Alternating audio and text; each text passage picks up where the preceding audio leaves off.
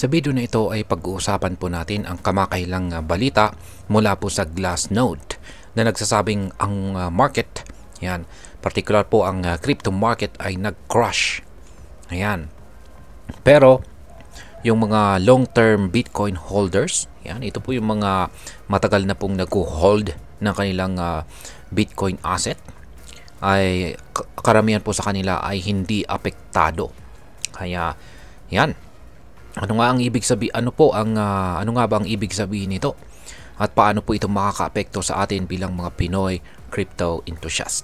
Kaya yan po ang siyang ating aalamin sa video na ito. Pero bago po tayo magpatuloy, ay nais ko lamang po munang bigyang linaw ang aking disclaimer kung saan ang nilalaman po ng video na ito ay hindi po ito isang financial advice. For education and information purposes lamang po ang layunin nito.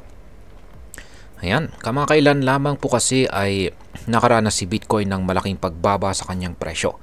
Maraming investors ang nagbenta ng kanilang holdings dahil sa mga alalahanin sa market. Ayon po sa ulat, ang pagbaba ng presyo ay dulot po ng mga isyong pang-ekonomiya. Ayan. At yan po ay tulad ng mga taripa na ipinataw ni Pangulong Donald Trump sa mga inaangkat mula sa Mexico, yan, mula sa mga bansang Mexico, Canada at China. Dahil dito ay bumaba po ang presyo ni Bitcoin sa intraday low na nasa presyong $91,281 bago po muling tumaas. At ayan, sa loob po ng 24 oras, mahigit $2.22 billion ang nabura sa crypto market. Ayan, laki po niyan. Ngayon ay sino po ang mga long-term holders at paano po sila naiiba sa mga short-term holders? Ayan.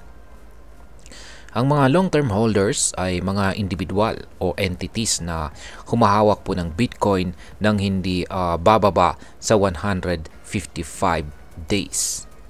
Yan, sila po yung mga tinatawag na diamond hands dahil sa kanilang matibay na paniniwala at pagtitiwala kay Bitcoin.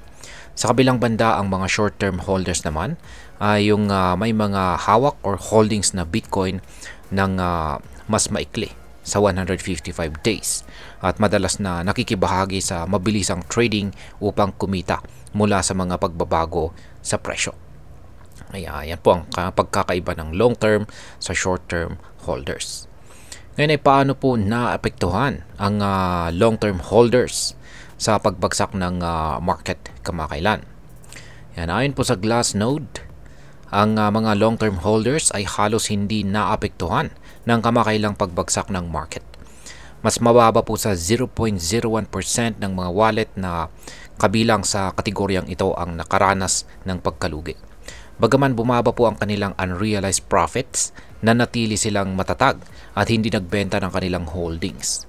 Ipinapakita po nito ang kanilang kumpiyansa sa pangmatagalang halaga ni Bitcoin. Ngayon ay ano naman po nangyari sa mga short-term holders? Yan, sa kabilang banda, ang mga short-term holders naman ay mas naapektuhan ng pagbaba ng presyo. Nang bumaba po si Bitcoin sa ilalim ng $100,000, marami po sa kanila ang nagbenta sa pagkalugi.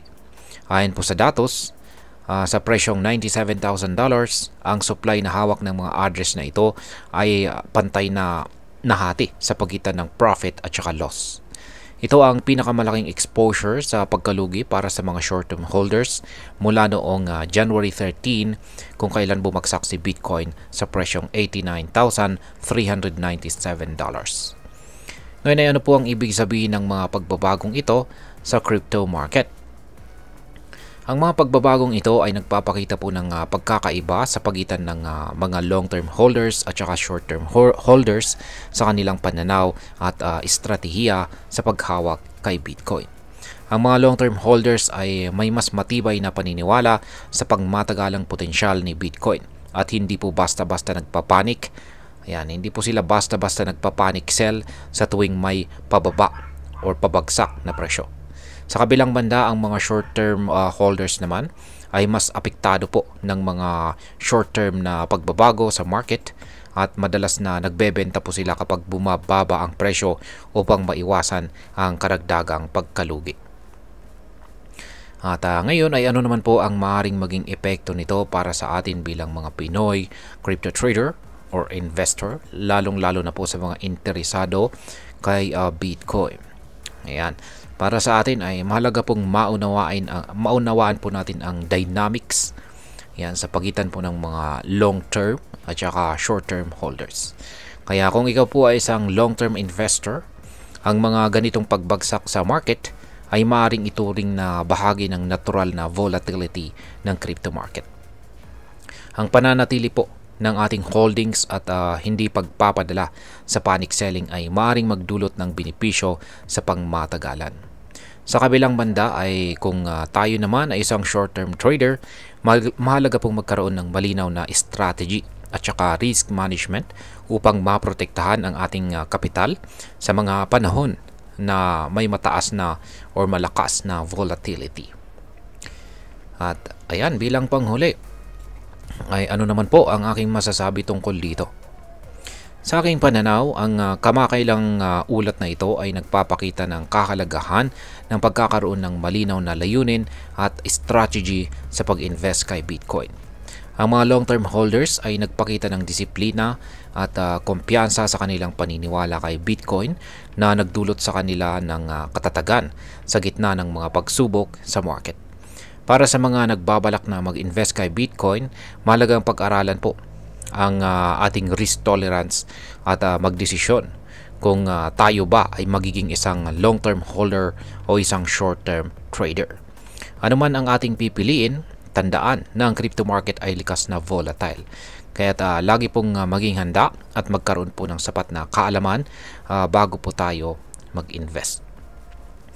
At ayan, sa kabuuan ay sa kabila po ng mga pagbagsak sa market, nananatiling matatag ang mga long-term Bitcoin holders, habang ang mga short-term holders naman ay mas naapektuhan ng volatility. Bilang mga Pinoy na crypto trader o investor, mahalaga pong maunawaan natin ang dynamics na ito at mag-develop po tayo ng strategy na naaayon po sa ating mga layunin at saka risk tolerance. Lagi pong tandaan ng kaalaman at disiplina ang siyang susi sa matagumpay na pag-invest dito sa mundo ng cryptocurrency. At ayan, hanggang dito na lamang po tayo sa video na ito mga ka-crypto. Sana po ay inyong nagustuhan ang aking paliwanag sa video na ito. Kung inyo po itong nagustuhan, pakiclick lamang po ang like button nito. Marami pong salamat sa panonood. Ingat po tayo lagi at God bless po sa ating lahat.